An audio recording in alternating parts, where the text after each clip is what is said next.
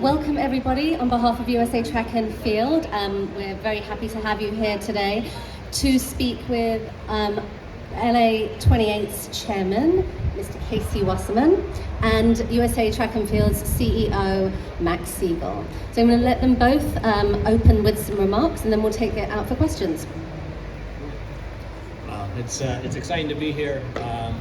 The last trials I was here, our games felt like they were a really long time away.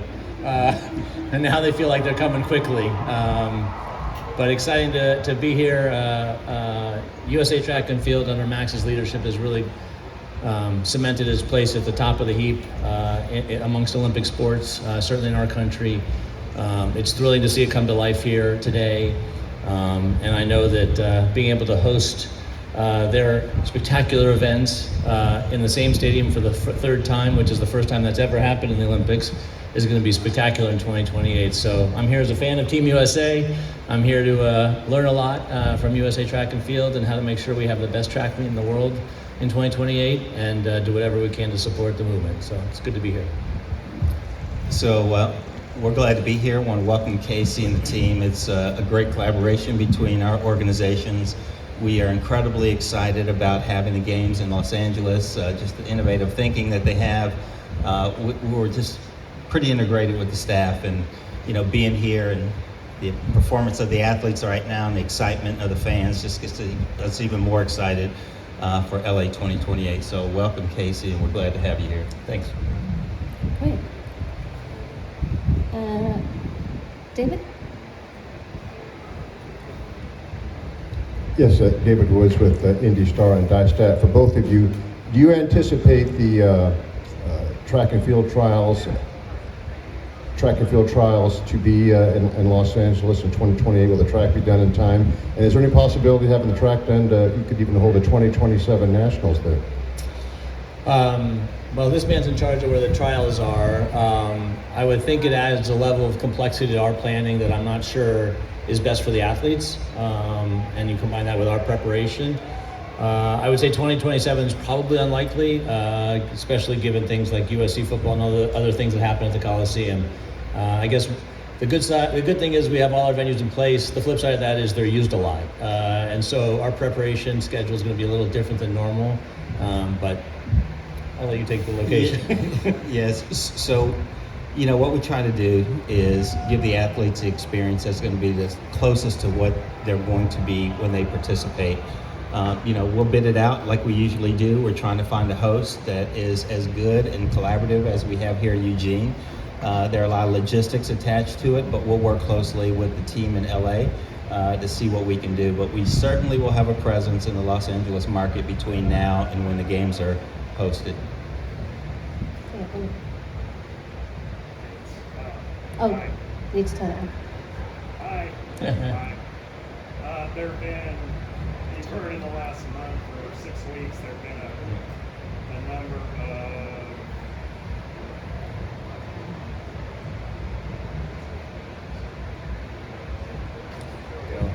there have been 2 or 3 initiatives that try to pump more money into track and field. I don't need to go through them all, but I wanted to get your reaction to that, and also maybe just your general thoughts about the need, we've talked about this before, for track and field to kind of be a prime time sport in the US heading into the LA games.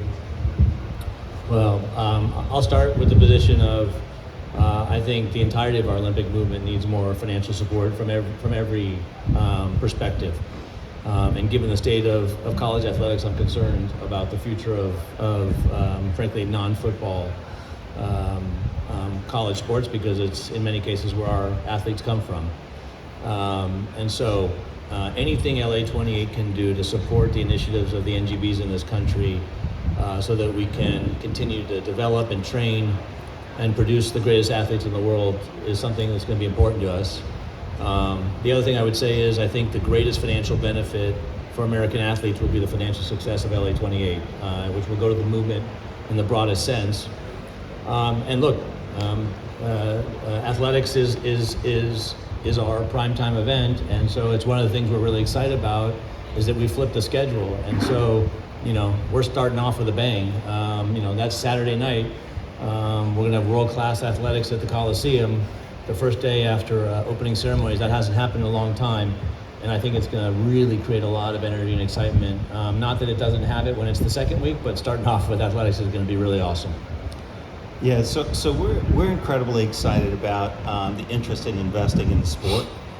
We've been working closely with all of the promoters and the organizers with the events, and we're continuing to have those discussions.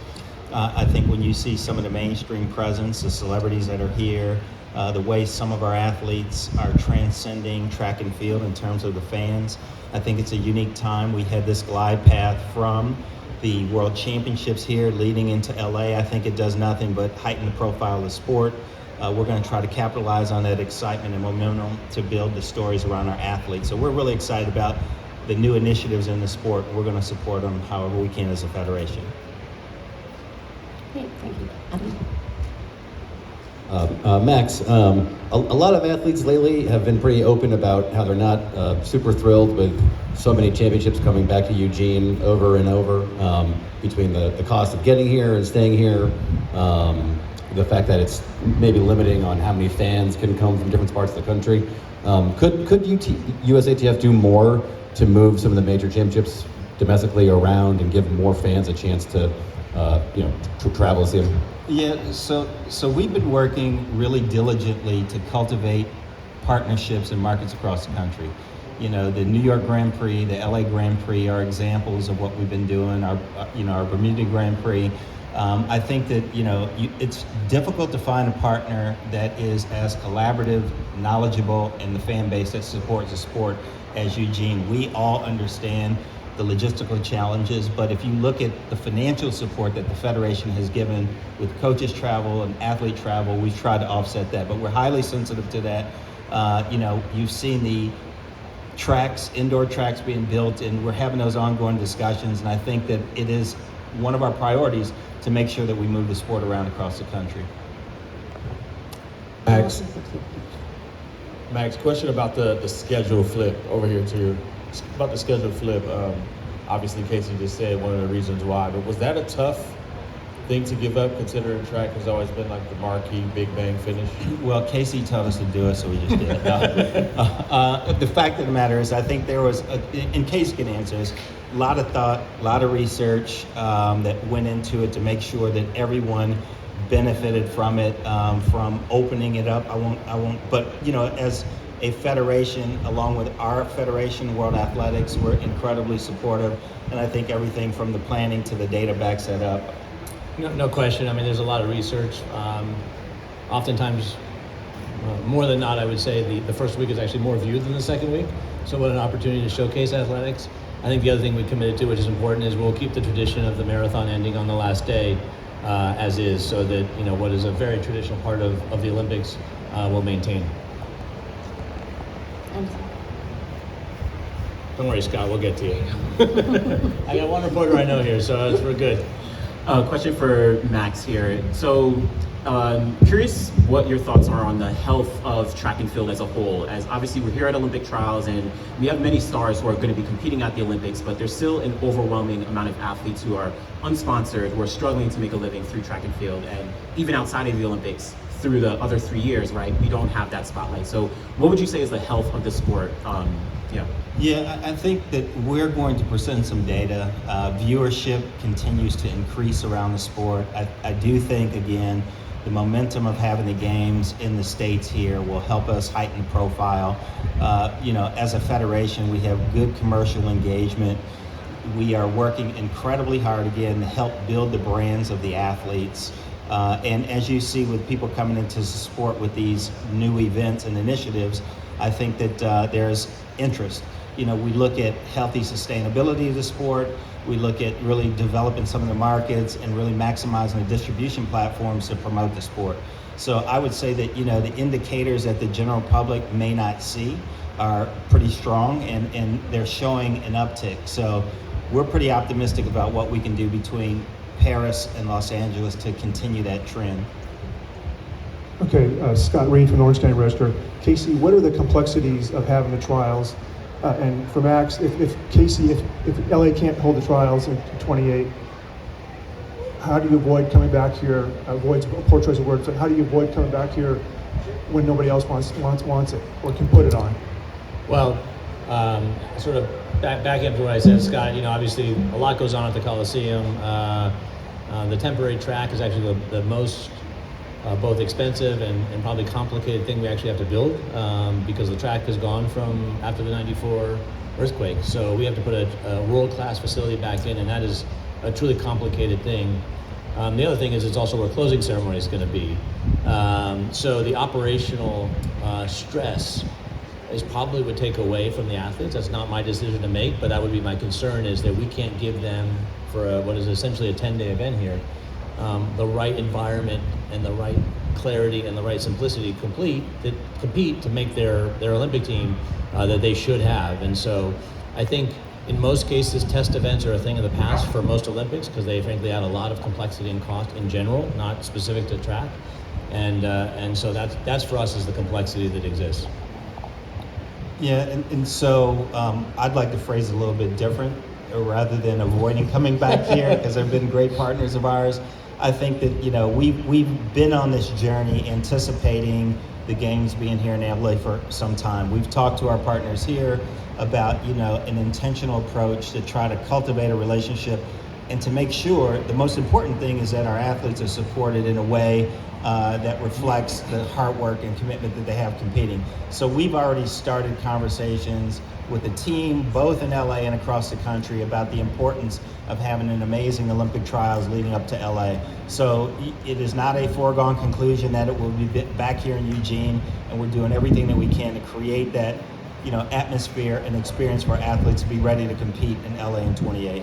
I would just add one thing, Scott. Because the Athletes Village is at UCLA and we'll have no competitive events on campus, Drake Stadium, where they just had a meet, which was spectacular, we'll convert that track to make sure it's really an exact replica of the Coliseum track, so that they will be able to warm up 100 meters from their housing at a track that's going to replicate their competition venue without having to commute. So it's a powerful opportunity to have. We have about 65% of the Olympic and 80% of Paralympic athletes who prepare for their sports on campus at UCLA. I can't hear you. Again, he's in charge of the trials. That gets even more complex with security perimeters and preparation. And by the way, don't forget UCLA is in school until mid-June. I think last weekend was graduation. So we're on a pretty compressed schedule in a lot of ways. But look, I think there's something really powerful about taking this event all over the country, because athletics has huge fan bases everywhere. We have athletes from everywhere, and honestly, I think in a lot of ways it's better to have all these kind of events everywhere. But the world's coming to LA for the Olympics, and track is going to be number one. But the opportunity to take this event to other places is spectacular. Question for Max. USATF, you mentioned those two meets that you guys began in Bermuda and Los Angeles to sort of promote the sport leading up to LA 28. There were some promotional issues, I think, with those meets. Tickets reportedly only went on sale for the LA meet 12 days before it started. There's a lot of uncertainty about which athletes were competing in some of the meets, particularly Bermuda. I'm wondering, how concerned are you about the way those meets were promoted? What can be done to improve that moving forward? I always appreciate your positive questions, Jonathan, and pointing out all the great things that we do. The fact of the matter is, after each one of those events, we're looking at how we get better. We work with a lot of people who invest a lot of time, a lot of resources in promoting our sport. And when you start anything new, obviously there's nothing to do but get better. So we do have a team of people that are working with the meet promoters, looking at all those things that we can do better. And again, at the end of the day, is to give a competitive opportunity for our athletes and to continue to improve. So we are well aware of the things that need to be worked on, and our team works really diligently with the local folks that are organizing those events to make them better. Larry? Oh, sorry. Yeah. Hi, Sarah Lorch-Butler with Runner's World. Just wondering where you are on the Olympic marathon trials. Could we expect those to be in LA? And do you have an Olympic marathon course laid out yet? Like, where are we on all that? Thankfully Max is in charge of where these trials are, so you guys can keep bugging him about that. And we'll work really closely with USATF on the course for the marathon. Obviously the LA Marathon's got a pretty interesting course. The complexity is it bifurcates the city, and that's complicated to do during Olympics. And the power of what has happened since London with the circuits has been really powerful in terms of fan engagement. We don't have a course set today, but that's something we'll get into post-Paris and is going to happen with deep interaction with USATF to make sure we've got the best course and the best chance for the athletes. And we're really excited about Amy Bagley, who's on our staff, who's paying really close attention, is fully integrated into the community, understands what the athletes need, and is a part of our team to kind of make sure, again, that experience is as close to the Olympic experience as possible. Hi, Max. Hi, Casey. Larry Eater with Run Blog Run. Max, I wanted to give you some credit. TV ratings have been up because I give you trouble about a lot of stuff. But here's my question. As NBC and as LA 2028 wants to get that wonderful 14 to 25-year-old, and they like to watch streaming and they do like to watch things, they don't like to pay for it. How are we going to push more on big-time TV and on free streaming to help build the sport? Yeah, so we're pretty excited that we are near conclusion of the first phase of our content strategy. The creation of the content lounge, things that we're trying to do to understand the demographic, the consumer habits of our fans. And so we are looking at that very carefully. We've been working really closely with our media deal with NBA and keeping open the opportunity to have our product available to the consumers. And once again, I think, you get to see, even with the social media following of a lot of our athletes growing and the personalities that are transcending, the pure track and field fan, we're pretty excited about the potential. And so we're bringing in, the subject matter experts within the sport. We're bringing in entertainment folks that understand pop culture, and we're going to continue to push that through.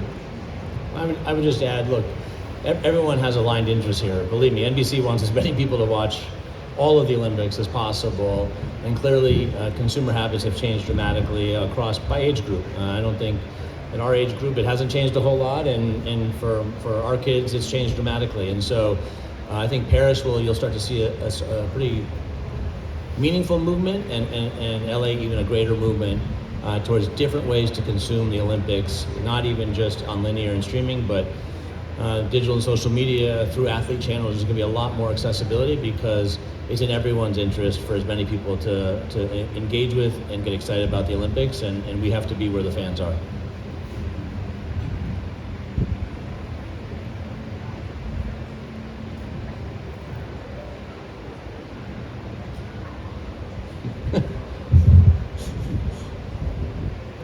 Okay, trying this again. Hi, Sarah Fruben, NBC News Channel. Casey, what's the reaction been since you announced your new venue plan? I think people are really excited. Certainly a lot has changed since 2017, which was the last time we talked about it publicly. Just in LA, you've got a new football stadium, a new basketball stadium, a completely redone home to the Lakers and the Kings, and a lot of other incredible venues. And so incumbent upon us to take advantage of the best that LA has to offer. That's where you see swimming moving to the home of the Chargers and the Rams, bringing gymnastics into the home of the Lakers. But then the opportunity to take advantage of existing facilities in our country, like River City in Oklahoma City, and the softball facility there. Because as everybody knows, when you add events, and as the Olympics develop, cost and complexity grows. And given that we're a private enterprise, my job is to minimize risk and cost and complexity. And so we're trying to take advantage of the best that our country has to offer to present the sports that are part of the Olympic program. And so there's been great excitement. I think some people are really energized by some of the changes. Some people are surprised. But in the end, our job is to have full stadiums in the best possible venues, and I'm really confident the plan we announced with some more venues to come is going to live up to that. Well, thank you all so much. We are a few minutes away from competition starting. So Casey, thank you for coming and joining us for these trials, and we hope you enjoy